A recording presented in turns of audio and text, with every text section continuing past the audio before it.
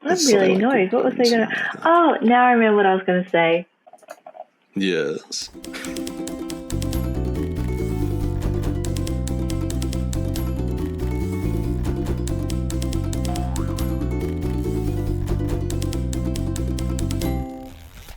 Good morning, everyone, and welcome to the Pleasure of the Text podcast. We're your hosts, Shannon and Gareth. Good morning, Shannon. Good morning, Gareth, and I am so excited for today because I finished reading Murder in the Dark last night, and this is my second reading through. Murder in the Dark is by Margaret Atwood. She is such a phenomenal writer, and still at 82, she's going strong. I think this year she just released a inflammable book of The Handmaid's Tale because it's been banned across America so often, so she's really witty, and that's what I love about Margaret Atwood. She's just so much fun, and that's definitely something that is in this book. Before we go deeper, I'll do a bio on Margaret Atwood. So Margaret Atwood, born 1939, is a Canadian poet, novelist, literary critic, essayist, teacher, environmental activist, and inventor. Since 1961, she has published 18 books of poetry, 18 novels, 11 books of non-fiction, 9 collections of short fiction, 8 children's books and 2 graphic novels, and a number of small press editions of both poetry and fiction. Atwood has won numerous awards and honours for her writing, including 2 Booker Prizes, the Arthur C. Clarke Award, the Governor General's Award, the Franz Kafka Prize, Princess of Asturias Awards, and the National Book Critics and Penn Center USA Lifetime Achievement Awards. And a number of her works have been adapted for film and television. So incredible bio there. She's a very accomplished woman. And a bit more. So Atwood's work encompasses a variety of themes, including gender and identity, religion and myth, the power of language, climate change, and power politics. Many of her poems are inspired by myths and fairy tales, which interested her from a very early age. So, yeah. Yeah, it's an impressive resume, isn't it? Very impressive, and she doesn't think so. She doesn't think she's prolific as Carol Oates. She just thinks she's old. But come on, I think you are an amazing one, Margaret Atwood. Credit where credit is due. Oh my God, yeah, absolutely. Now let's run her through the V.S. Nepal test. How does she match up to V.S. Nepal? Now, obviously, she hasn't achieved nearly as much as he has. Oh wait, no, she actually has. So how would you rate Margaret Atwood seriously in terms of the writers of the last 50 years or so? Where do you think she sits? Very high up there. And I remember you saying that a Nobel Prize is the career award, and it baffles me that she hasn't won a Nobel Prize as our favoured V.S. Nepal. But I highly doubt that he has such credentials behind his name besides that pretty laureate on top of his head. Just knock that off, why don't we? But yeah, I think she's an amazing writer. And in terms of working into the review on her book, I just want to say if you're not into fun, you're not going to enjoy her books because they really are just a whole collection of her making fun of writing. Yeah, she does. She does make it fun. It's full of joy, also full of sadness, but it's a sadness that makes you feel like you're learning something. She's quite stunning, Margaret Atwood. I am hard pressed to think of a more important writer of the last 50 years. I think it's a really, she'd have to be in the conversation, and she would be my pick for at least in the Western tradition of literature. She'd definitely be my pick for the most important writer of the last 50 years. So, and why do you say what that? you will. Well, she's written a great deal of important books. That was a strange sentence. I'm a bit tired, folks. She's written quite a few important books. She is prolific. I think her influence on literature, the literature of today, is pretty profound. You can see her stylistic flourishes all over the place. There's Atwood DNA floating everywhere. It's like pollen. You can't avoid it. I think that she wrote, well, with The Handmaid's Tale, she wrote a book that, though it didn't win the Booker Prize, it should definitely have been in the argument for the, the best Booker Prize winning novel ever. I know, right? That's confusing. But I think Salman Rushdie has that title for he does with Midnight's Children. Yeah, but I dispute it. But then again, I'm not on the board, am I? So there you go. I let Gareth to the board. Yeah, right. Let me just say what things should be. And yeah, I just think that, if you follow her work, if you read her work, she's so adventurous. She does so many things, in 2000, I think it was 2000. I'm going to blank out. What was the book we were talking about just the other day of hers? The Blind Assassin? Yeah, thank you. The Blind Assassin, in her 60s, she pulls it. Oh, well played, Shannon. Oh, my goodness. Shannon pulls up the hardback, just like she knew what I was going to mumble out.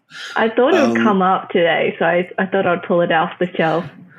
Well, I'm impressed. I'm really impressed. I couldn't even think of the title. But yeah, that won the Booker. It's a postmodern novel. She did something quite different with the postmodern novel at the age of 60, which is impressive because, we're all going downhill. I'm constantly fascinated by what she's going to do next. She seems ageless to me. I don't think there's anyone more important in the writing scene than Margaret Atwood at the moment. Yeah, and I mean, in terms of talking about ageless and producing, I don't know if I can agree that she's going downhill because I think she is moving into the graphic novel scene at the moment. Catbird. Yeah. When did she release those? And I think she's still building on the series. Sorry, I don't know. I put you on the spot there, Gareth. It was, I think, within the last 10 years, the two of them. I've read them. They're very interesting. I should just clarify, I didn't say she was going downhill. I was saying we were all going downhill. As dear listeners, you're listening to this, you're slowly aging. So I hope you find this a good use of your time. She goes from strength to strength. I think she's ageless. Though she probably isn't, so hopefully she'll put out another book soon. Yeah, and just a cheeky plug here, because it would just be our dream to get Margaret Atwood on The Pleasure of the Text. It would just be, if anyone has any connections, just, slide it out there. And, because I'm giving this book a 5-star review, because we love you, Margaret Atwood, but that's not why. I'm giving it a 5-star review because it's such a great collection of short stories. I've highlighted... Oh, sorry, you go, Gareth. J'accuse. I thought you said that you found some of them were not as effective. I thought, Shannon, that we were going into this podcast with me going 5 stars, God damn it, and you were going to say like 3.5 or 4. That's what I imagined. What has changed? Oh, okay. What has changed? So, As I mentioned, I've read this twice now. And we mentioned this in a previous podcast. My prior reading, it takes me a while to get into a new person's voice, a new person's tone.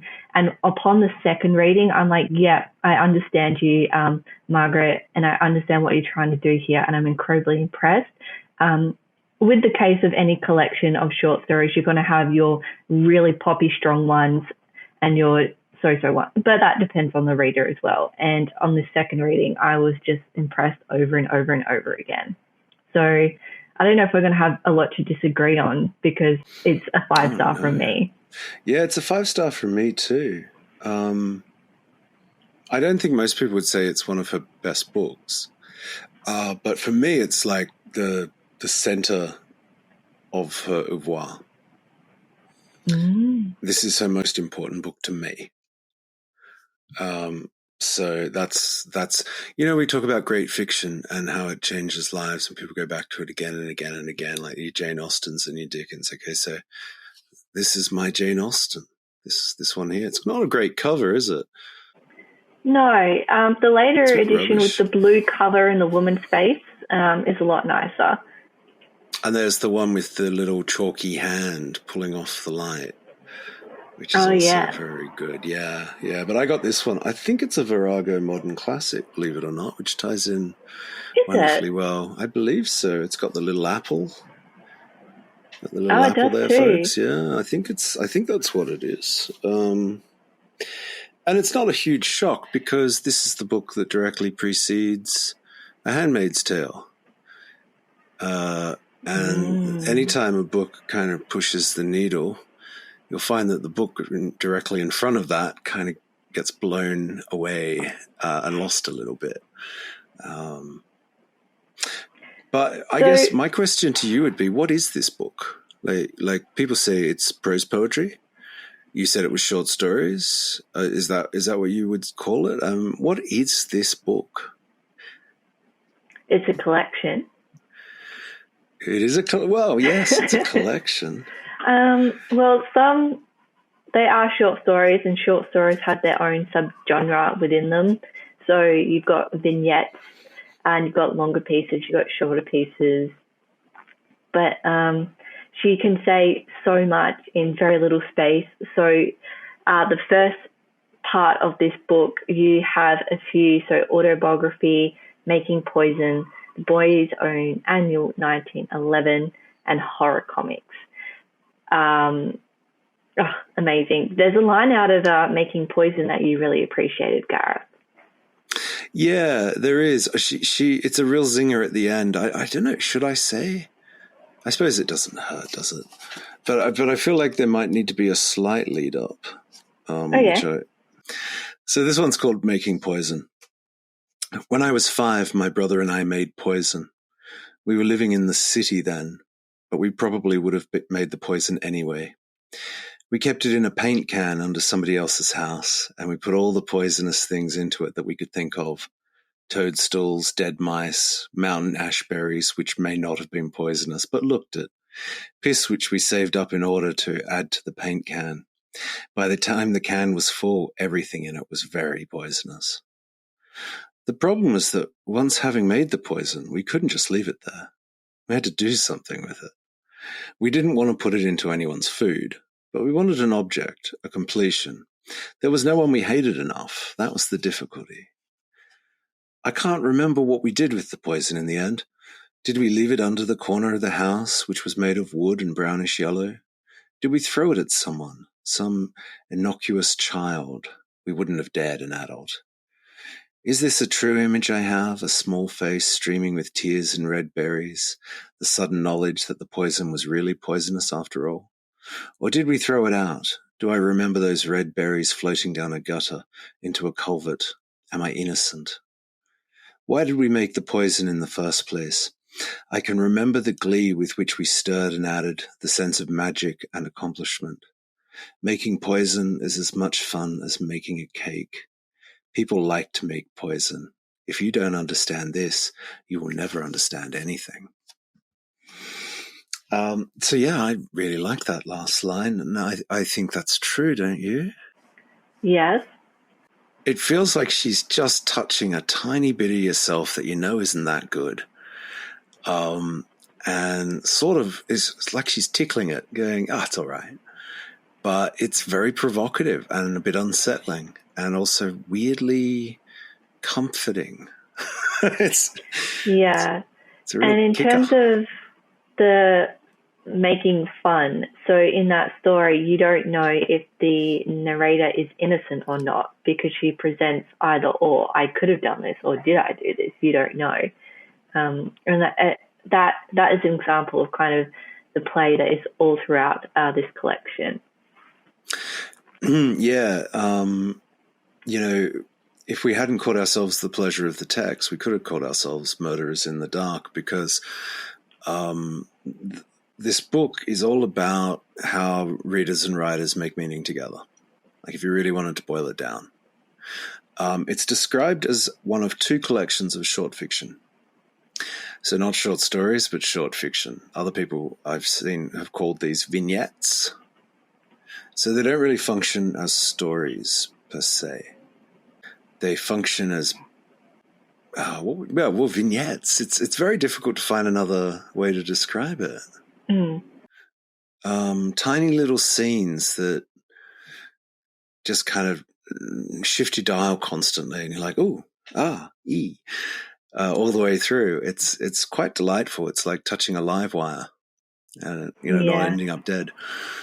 She produces the same feeling that you get in making poison in horror comics, for me at least. Oh, yeah, there's a wonderful line in horror comics which again touches on that feeling, and you can't quite capture it, the essence of it, but something's happened there. It's very visceral. Did you want to read a horror comics? Yeah, I'll give it a go, horror comics. I believe, too, she's talking about the kind of EC horror comics that would have been very popular at the time in her youth. Lots of lurid witches, and she mentions green and purple. Oh, and she has the word lurid. And yeah, absolutely. That's it exactly. Horror comics. When I was 12, my friend C and I used to pinch horror comics from the racks in drugstores. They were only 10 cents then. We would read them on the way home from school, dramatizing the different parts in radio voices with sound effects to show we were above it. The blood was too copious and lurid. The faces were green and purple, the screams overdone. We leaned against the low stone wall outside the funeral home, laughing so much that C, whose mother said she should never use the school toilets for fear of catching some unspecified disease, had to cross her legs and beg me to stop. I'm really a vampire, I'd say in a conversational tone as we walked along, licking our lime popsicles, those we paid for. No, you aren't, C said, her voice uncertain. You know I am, I said quietly. You don't have to be afraid of me, though. You're my friend. I dropped my voice an octave. I'm really dead, Stop it, said C. Stop what? I said innocently. I'm only telling you the truth.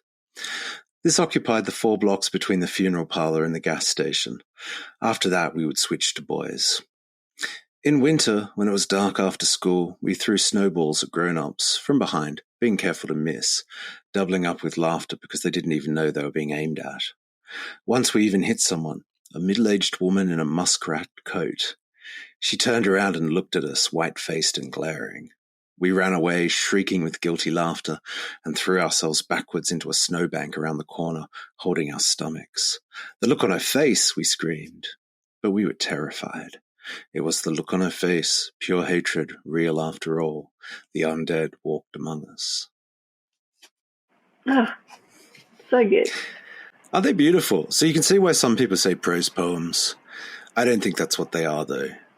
Margaret Atwood had published more, and this came out in 1983. She'd published more poetry than she had prose. Yeah. And I think she would have defined herself as a poet at that point in time. Yeah. I was listening to a podcast before jumping on, and it was a bit of a backstory. So she grew up in Canada, and she, in year 9, she was saying how women only had 5 choices of what they could do after they'd left school. It was a nurse, a school teacher, home economics, a secretary. Oh, what was the other one? Did I say flight stewardess? No, you didn't, but that sounds about right. Yeah. So she looked it up because she wanted to know which one made the most money, and she ended up in home economics. And eventually she did not want to do that. She said, and she told her family that she wanted to do writing. So she was writing for 16 years before she was able to support herself as a writer. And in that 16 years, she mostly did poetry, which they used to go together with their friends to coffee shops in Canada and do poetry readings. And they just used to share the poetry among themselves and edit each other's work and hang out on each other's couches. So it was a very different era, I think, to what we have now, where there's such a people don't. Well, I mean, I think there's a bit less of a live scene, and that's a real shame. But you have far a greater number of avenues by which to get your work out there, which may or may not be a good thing. I think Margaret Atwood comes to us fully formed in Yeah, that is publication. true. Because I think a lot of beginning writers jump the gun because, you can self-publish with a Kindle. And no one's really looking at your work unless you're paying for an editor, which can be really expensive. But within this cohort of colleagues developing her poetry, her prose, so forth, there were friends of friends that were editing each other and developing each other and growing each other. And a thing that really impresses me about Margaret Atwood is that she never envisioned herself, firstly, making money from writing. It was just the pure pleasure of writing. And then secondly, in this podcast, she referenced all her influences. So she read 1984 when it first came out, and she had this desire to write the same thing, but with females. That's how we get Handmaid's Tale. And she also mentions Ursula Le Guin and how she's very jealous that she can write dragons, whereas she never thought she could. Yeah, dragons are no joke. I wouldn't even try to write a dragon. Not write a dragon, folks. Write a dragon. Actually, I wouldn't do either. Well, the dragons in Ursula Le Guin are very smart and intelligent, whereas the ones that we get on TV now, she said they're like bazookas, especially on Game of Thrones. They're just fire everywhere. Very English-inspired dragons. Yeah, they're also very conquerable dragons. So last episode we were talking about male and female writing. I would suggest that a trope in male writing is that things can be conquered, and that's less of a thing in women's writing. So what you find with the dragons in Le Guin is that they are inexplicable things. You can barely describe them. They are so far beyond people. We're barely able to not go mad looking at them. We're certainly not conquering them. And I think that's what makes her dragons so stunning. And of course, Atwood can appreciate that, because I think Atwood manages to, in some ways, sprinkle that magic through most situations. They feel kind of exotic. Even the mundane things seem tremendously exotic. And quite exotic things can paradoxically seem very familiar, if not mundane. It's fascinating. And I would say this is the thing I most wanted to say on this podcast. And the book is broken into 4 sections. Section 3, which begins with the title story, Murder in the Dark. And it goes through a story called Simmering, which is probably worth talking about. Oh, Women's yes, I've written that novels, one down. Which relates to what we talked about last episode. Happy Endings, Bread, and The Page. That's the collection of short fiction. How these 6 pieces aren't the backbone of every writing course in the world, I'll never know, because there is an enormous amount that can be learned from those 6 pieces. And I think our goal moving forward is to build some writing exercises around these pieces, which won't be hard because they scream out, here's a writing exercise you could do. And so we'll share that with everyone. And I think it's pretty impressive stuff. That I love the whole book, but the 3rd section's the one that left me lying on the floor, flat out and super impressed, bowled over. I knew you were going to bring up this section because let's talk about Simmering. So I did highlight this as one of my favorite pieces. Definitely go read it. But my take on it was how ridiculous gender roles are, and then how easily it can be flipped over. It was such a joy to read. And what was your take on that one? Yeah, people get very focused on the exterior of the thing, as they should, like with gender pay gaps and things. Fair enough. But there is something that underlies all this. And it's a particular sensibility that is allowed to be cultivated. And I think if you wanted to get to the heart of the patriarchy, Simmering is a fantastic story for seeing how the patriarchy functions and how there's a certain engagement through both genders with the patriarchy, a sort of a silent agreement that is oppressive, particularly for women, but also for men.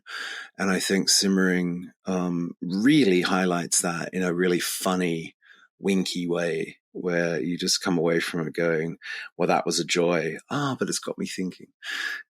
Something like that. Was that your reaction to it, Shannon?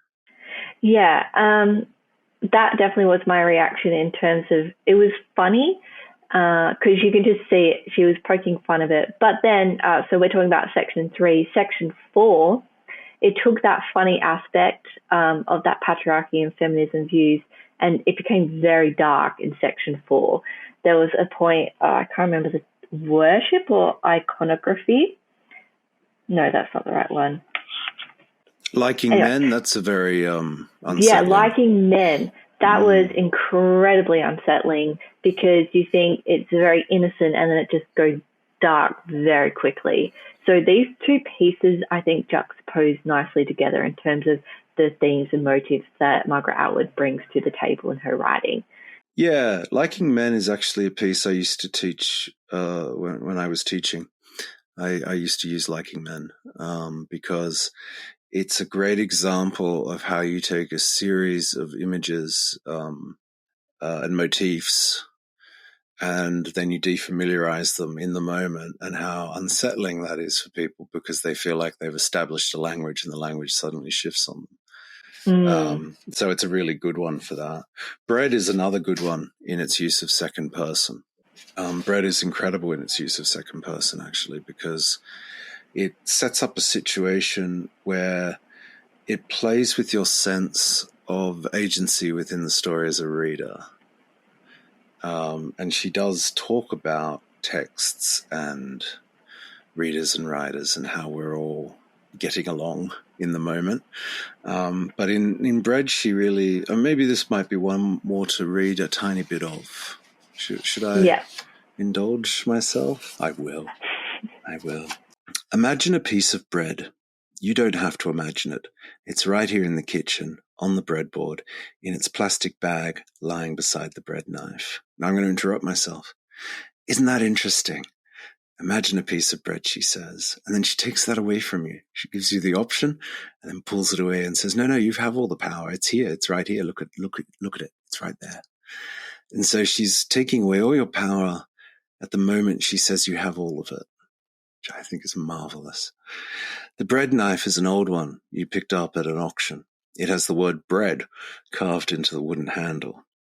You open the bag, pull back the wrapper, cut yourself a slice. You put butter on it, then peanut butter, then honey, and you fold it over. Some of the honey runs out onto your fingers and you lick it off. It takes you about a minute to eat the bread. This bread happens to be brown, but there's also white bread in the refrigerator, and a heel of rye you got last week, round as a full stomach then, now going mouldy. Occasionally you make bread. You think of it as something relaxing to do with your hands. Now, imagine a famine. Imagine a piece of bread. Both of these things are real, but you happen to be in the same room with only one of them. Put yourself into a different room. That's what the mind is for. You are lying on a thin mattress in a hot room. The walls are made of dried earth, and your sister, who is younger than you are, is in the room with you. She is starving. Her belly is bloated. Flies land on her eyes. You brush them off with your hand. You have a cloth too, filthy but damp, and you press it to her lips and forehead. The piece of bread is the bread you've been saving for days, it seems. You're as hungry as she is, but not yet as weak. How long does it take? When will someone come with more bread? You think of going out to see if you might find something that could be eaten, but outside the streets are infested with scavengers, and the stink of corpses is everywhere. Should you share the bread or give the whole piece to your sister? Should you eat the piece of bread yourself? After all, you have a better chance of living. You're stronger. How long does it take to decide? And of course, there is no decision, right? She's saying, you're going to eat the bread. You're going to kill your sister, Shannon. And it's a very clever use of second person, in that I think to a certain extent you do feel complicit. You do feel like you're making these choices and that you've made them freely, and that Margaret Atwood hasn't just set up the whole thing to mess with you. And that is marvelous, and it's a great example of how you can use different points of view to create different effects. Yeah, you mentioned that she does a great job of making the mundane something special. And, this is covering a piece of bread, and yet she's made it something other. I don't think anything that Margaret Atwood does is heavy-handed at all, which is why I love her so much. Reading her work, you come to the conclusion that she wants you to, but very subtly, that you don't even know you're exactly where she wants you to be. Yeah, it's really masterful. There's a real economy to it. Yeah, and then so Bread is in section 3 as well, Yes. With women's novels and happy endings. So I do want to talk about women's novels, but I want to read a quote out of Happy Endings first. So in terms of writing courses, we always get told you need to have a plot. It's so important. This needs to happen at this section. Then you have to have the climax and then a drop off back to the normal world, etc. Hero's journey. Yeah, the hero's journey. She puts it on her head in, once again, a witty and pithy manner, very Margaret Atwood style. But this is my favorite line from Happy Endings. Because a commitment is a commitment. He goes on about this more than necessary, and Mary finds it boring, but older men can keep it up longer, so on the whole, she has a fairly good time. So the reason why I love this is because obviously older men can keep talking on for a very long time, but I think she's also referring to his penis and sexual pleasures. But in that moment, you don't know. Such a great little passage line. It is too, because also, I mean, older men can last longer because they can't get there. So in a sense, it's an expression of a certain kind of impotence, the banging on, and God knows sometimes I feel I might be exactly that in this podcast, but hopefully we're all having more or less a fun time. Yeah, it's great, isn't it? And this whole thing about plots, John and Mary die, John and Mary die, John and Mary die. I've always sort of felt instinctively what she talks about in that story, but she just makes it clear. And I don't know that I would ever have managed to find that degree of clarity, but it's right there. It's another thing I used to teach in my writing classes, the John and Mary die part, because it's the bit in the middle that is the most interesting and the hardest to work with. And a lot of writers, particularly writers in writing courses of the certain type that you and I don't like, Shannon, they're obsessed with beginnings and endings, which is the least interesting part of any text. It's all the stuff in the middle. Yeah. And what about, I wanted to ask you about women's, women's novels? Is that what it's called? Yeah, I was just to ask you about women's novels. Oh, I'm going to ask you. As you start writing, because you're a man, you can't possibly write a woman's novel. Oh, no, you can. Oh, yeah, that's right. I can. I'm allowed to. No, I want to hear your thoughts on women's novels. I think it's a really good piece, and God knows why we didn't talk about it last episode, actually, because it perfectly fit what we were discussing. Yeah, definitely check out last week's podcast. And one of the things we talked about is that women are not as recognized in terms of awards, and apparently people can tell the difference between masculine writing and feminine writing, and there's only so many topics that a woman could... Excuse me. Sorry about that. There's only so many topics that women can write about. And so in women's novels, she once again lays it down on the table and pokes fun into it. She pokes all these holes into the arguments that people make about this ridiculousness. You use the word so often, tediousness, of the distinction between what we can and can't write. Yeah, and I think Margaret Atwood understands the importance of the reader too, and that obviously, women read men's novels. She talks about that, but she actually talks about it, doesn't she? She talks about the fact that men don't read women's novels, so this is obviously not a new phenomenon. Yeah.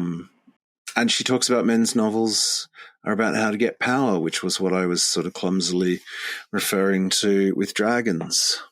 Yeah, so men's novels are about how to get power, killing and so on, or winning and so on. So are women's novels, though the method is different. In men's novels, getting the woman or women goes along with getting the power. It's a perk, not a means. In women's novels, you get the power by getting the man. The man is the power, but sex won't do. He has to love you. Yeah, so basically, I think we just really love this book, don't we? That's what it boils down to. So this is my first book of Margaret Atwood, although I have heard a lot about her. What other books would you recommend to people after having read this to move on to? Well, if you really love this one, its companion piece, it's Good Bones.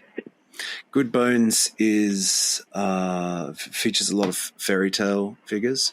It's told from the points of view of the less desirable women in various fairy tales, Cinderella's sisters kind of stuff. In this, I think Margaret Atwood is walking arm in arm a little bit with Angela Carter in that particular preoccupation, which I think is really interesting. So I would recommend that one, which is not one that people would immediately say, yeah, that's got to be at the top of the list, but I think it should be. I think people should really read her poetry. An Affair with Raymond Chandler, what a joy, but I'll stop there. Yeah, I've read it aloud to people quite a few times because I just think it's delightful. Now, obviously, A Handmaid's Tale The Handmaid's Tale, sorry, is a very important book in her oeuvre. I don't know if this is correct. It would be fascinating to get her on the podcast and get it from the horse's mouth. But I feel like something really significant happened in Murder in the Dark that did shift her work. A kind of maybe a bit more of an awareness of her place in writing or of anyone's place in writing. I feel like the books become slightly more written after Murder in the Dark. And I don't mean that in any kind of negative sense, just that there's a sort of a subtext of an awareness of meaning or something of that nature. But there just seems like there's a significant shift. And you do see it in things like The Blind Assassin, yes, which is, a really interesting postmodern novel. The Blind Assassin, you get it in hardback, folks. I mean, I've got so many of her novels. There's one with a heart in the title. You know what we need to do here, Shannon? Don't rely on old Gareth with his failing memory to give recommendations. I think we should probably just chuck up a whole bunch. The Heart Goes Last. The Heart Goes Last. Yes, I really enjoyed that book. But yeah, I'm not the guy to go to for these kinds of recommendations because I only have vague impressions of books about a month after I've read them. It's a rare book that sticks in my mind, like Murder in the Dark. I mean, Murder in the Dark is stuck in my mind. It's just moving across. Well, I'll read a quick plot of The Heart Goes Last. Is that about 2010, sorry? 2015. You're very close. Living in their car, surviving on tips, Charmaine and Stan are in a desperate state. So when they see an advertisement for Consilience, a social experiment offering stable jobs and a home of their own, they sign up immediately. All they have to do in return for suburban paradise is give up their freedom every second month, swapping their home for a prison cell. At first, all is well, but then, unknown to each other, Stan and Charmaine develop passionate obsessions with their alternate, the couple that occupies their house when they are in prison. Soon the pressures of conformity, mistrust, guilt, and sexual desire begin to take over. That's ringing a lot of bells. Yeah. I think we did that for our book club. Oh, did you? Yeah, it must have been a few years ago now. But yeah, and I don't know if that's considered one of Margaret Atwood's great novels. I do recall being very affected by it, but I seem to recall there was a bit of disagreement in the group as to its overall merits.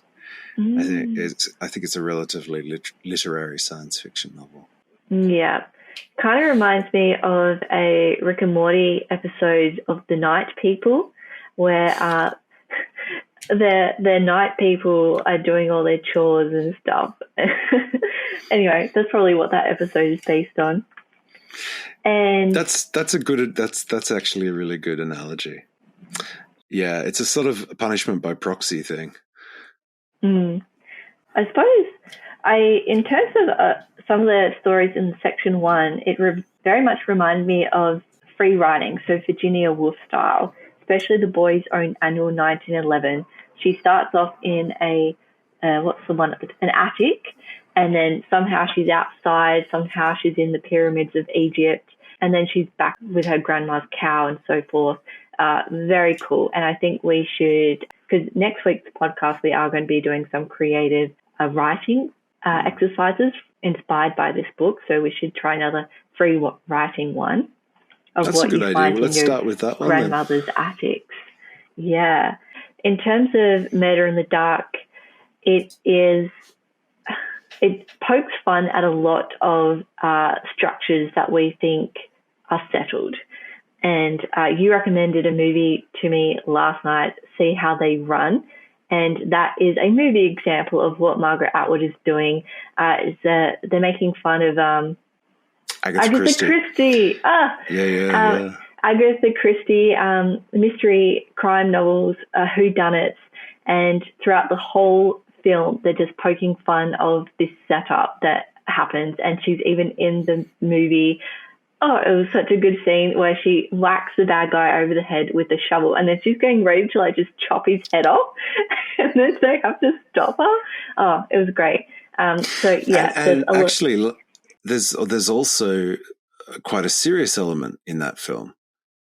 It's dealt with incredibly lightly. It's just kind of laid on the table and left there to stare at you. And what is that? The appropriation of real life crimes into fiction and the effects it has on the people left behind. And, The Mousetrap was a real play. Oh, it was a real play. It remains a real play. And it's the longest running play in British history. Oh, I assume in history generally, really. Oh, wow.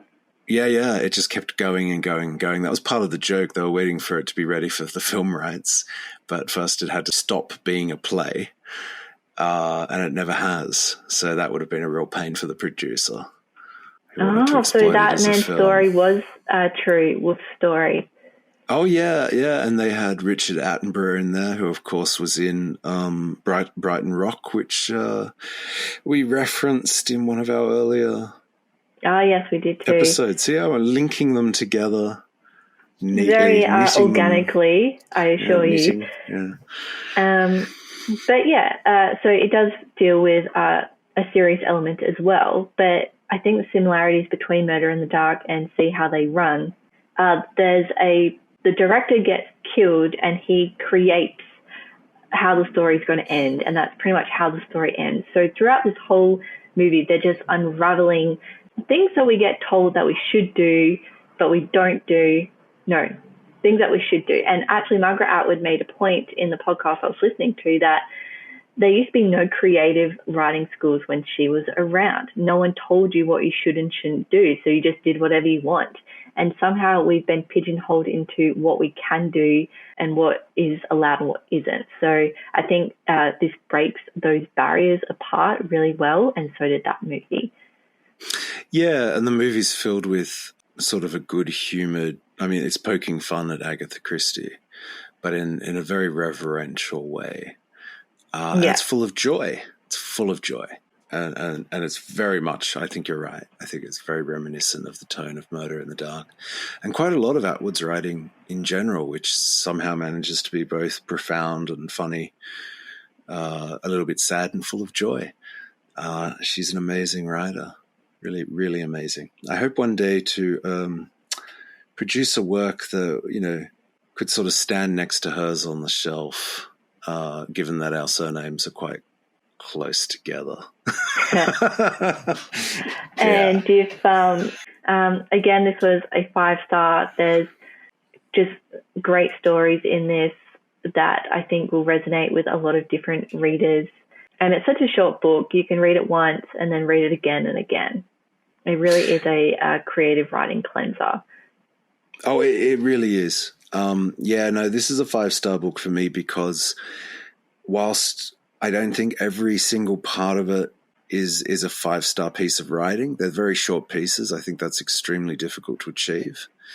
This book changed my life, and it's one of the books that I have read multiple times and actually can remember and describe in the middle of a podcast episode, which is thrilling. If you're an emerging writer, or if you're a writer that's already emerged but think you could be doing better, Murder in the Dark is almost like a creative writing primer in a way. It just doesn't tell you how to write. It shows you how you should write. And it's really amazing. It's an amazing piece of work. 5 stars all the way from me. Yeah. And so you chose Murder in the Dark, and thank you very much. You've expanded my reading horizons once again. And so I would like to choose our next book to review, and we're heading from Canada all the way to South Korea. And this book is Curse a Bunny by Bora Chung. Oh my, that's exciting. Just in time for Christmas. Yes, I specifically chose it because one of the Scandinavian countries reads a horror book for Christmas. Do you remember what country it is, Gareth? I don't off the top of my head, but, that was certainly the English tradition up until A Christmas Carol, which, by the way, it was a horror story, sort of established a new version of the Western Christmas. Christmas was a time of ghosts and the undead. And it was a much more interesting time than it is now. And obviously, the Cursed Bunny is more of an Easter thing, we might say. But let's just say that Easter is coming to Christmas, folks. And it's going to get pretty messed up. And we'll be here to wear bunny ears and enjoy it with you. I'm just going to read a very short bio on the book. And yes, then I expect everyone to go out and buy it and get ready for our book review, which should release around Christmas. So, Cursed Bunny is a genre-defined collection of short stories by Korean author Bora Chung.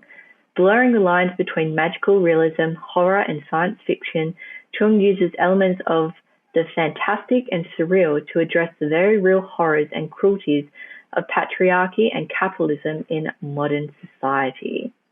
Yeah, it's going to be a good one. It's won quite a few awards, I believe. Yes, and she actually came to Brisbane, and I missed it, and I'm so annoyed at myself. I can't remember where I was, but she was here. And also hats off to the translator, Anton Hort. Thank you so much for giving us this wonderful piece of work. Yeah. Well, I'm really excited about it. I actually went and I think you told me that we were going to read it a while back because I went and bought a copy, although I had completely forgotten. So I was right on the edge of my chair then when you were announcing. I thought, what's it going to be? Oh, classic Gareth. Everything's a surprise when you forget. Oh, yeah, I know. It's just fantastic.